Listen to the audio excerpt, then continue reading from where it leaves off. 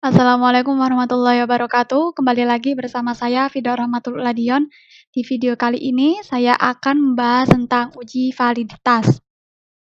Sebelum itu saya akan menjelaskan terlebih dahulu konsep dasar dari uji validitas. Jadi setiap penelitian itu yang dilakukan dengan menggunakan metode angket atau kuesioner itu perlu dilakukan uji validitas. Uji validitas sendiri berguna untuk mengetahui kevalitan atau kesesuaian angket yang digunakan oleh peneliti untuk memperoleh data dari para responden atau sampel penelitian. Jadi semakin tinggi tingkat kevalitan sebuah butir kuesioner, maka artinya kuesioner tersebut layak digunakan sebagai alat atau instrumen pengumpul data penelitian. Di sini juga ada dasar pengambilan keputusan dalam uji validitas. Jika nilai R hitung lebih besar dari R tabel produk momen, maka butir soal kuesioner dinyatakan valid. Jika nilai R hitung lebih kecil dari R tabel produk momen, maka butir soal kuesioner dinyatakan tidak valid. Oke, langsung saja kita lihat datanya. Di sini sudah saya siapkan datanya. Jadi sebelum data saya menjadi seperti ini tuh saya menggunakan skala Likert. Jadi skala Likert itu yang SS, STS, terus ada S itu. Nah, sebelumnya itu seperti ini. Tapi sudah saya ganti jadi menjadi angka seperti ini. Jadi ini hasil akhirnya. Lalu sekarang langsung saja di-copy. Ini di-copy semua ya. Sini saya mendapatkan 75 responden dengan 48 pernyataan. Ini di-copy aja, hanya angkanya yang di-copy. Lalu di-copy di SPSS. Di data view.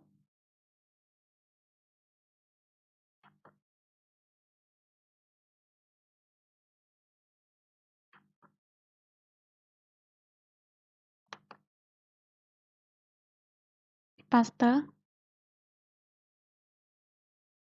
Nah, kalau sudah, ini ada sampai 48, lalu ke variable view. Nah, di sini untuk VAR 00001 sampai 48 karena pernyataan saya 48 ini diganti. Jadi diganti X1,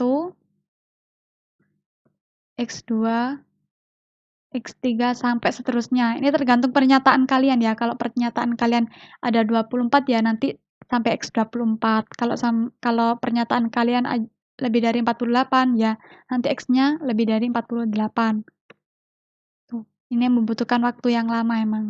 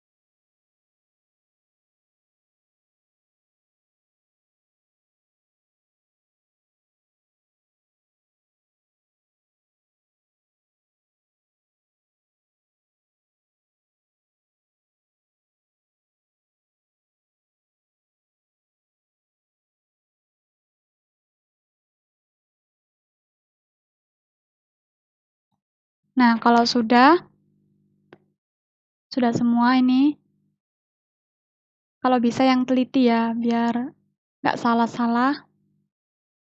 Langsung ke data view. Nah, di sini langsung diklik Analyze, kemudian klik Scale, lalu klik Reliability Analysis.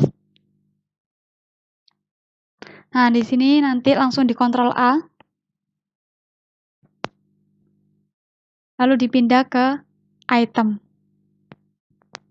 Kalau sudah, klik Statistik, kemudian dicentang di Item, Scale if Item Delete Correlation, dan juga 2K Test of Additivity. Di sini ada 4 yang harus dicentang. Kalau sudah, klik Continue, lalu klik OK.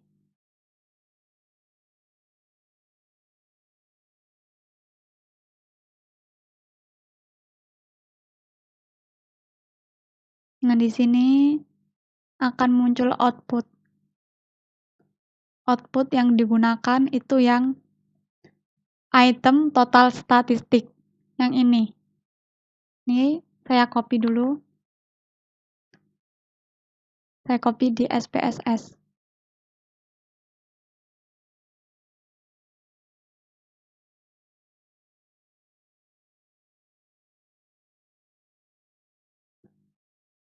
Lalu beralih ke Word-nya.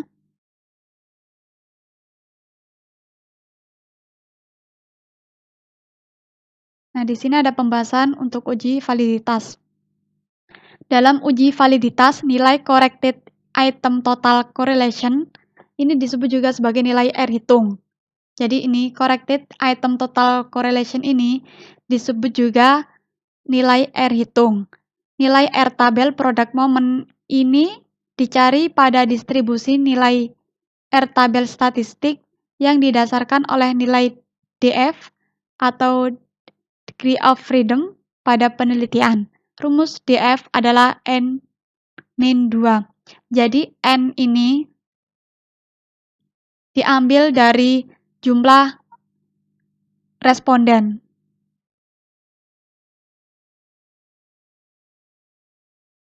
Nah, di sini N saya di sini jumlah respondennya 75. Sesuai contoh kasus dalam penelitian ini, maka nilai DF 75 yang tadi dikurangi 2, hasilnya 73. Dilihat dalam distribusi nilai R tabel product moment untuk N73 pada signifikansi 5%, maka ditemukan nilai R tabel sebesar 0,227. Nah, distribusi nilai R tabel product moment dapat dilihat di sini. Nah, di sini R tabel. Nah, di distribusi nilai R tabel signifikansi 5% dan 1%. Nah, yang dilihat di sini adalah yang 5%. Tadi saya mendapatkan DF ya, DF sebesar 73. Langsung saya cek. Di sini tidak ada 73. Hanya yang mendekati yaitu 70 dan 75. Tapi yang paling mendekati itu yang 75. Jadi yang dipakai 75. Dan di sini hasilnya sebesar 0,227. Nah, ditemukan nilai R tabel sebesar 0,227. Jadi kalau masuk ke dasar pengambilan keputusan,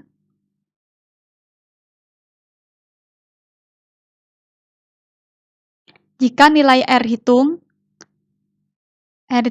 hitungnya tadi itu, nilai R hitung,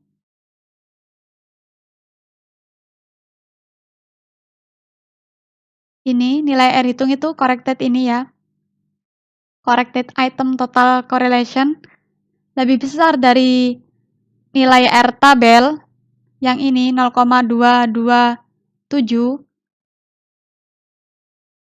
maka butir soal kuesioner kita lihat di sini.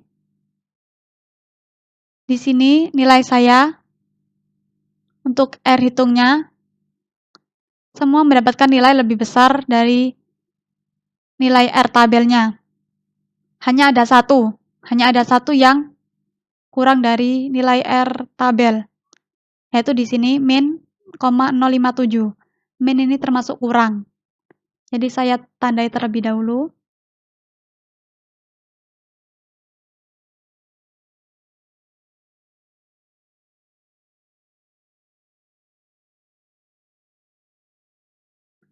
Untuk selebihnya, untuk semuanya di sini tuh R hitungnya lebih dari 0,227. Jadi bisa disimpulkan bahwa semua data pada penelitian ini valid, kecuali satu data saja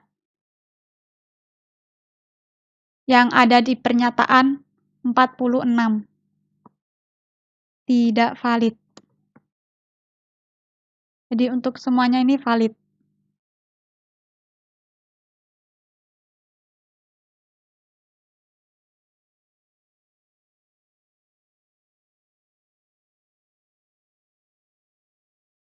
Nah, seperti ini.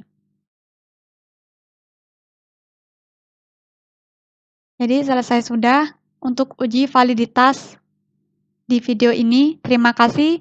Wassalamualaikum warahmatullahi wabarakatuh.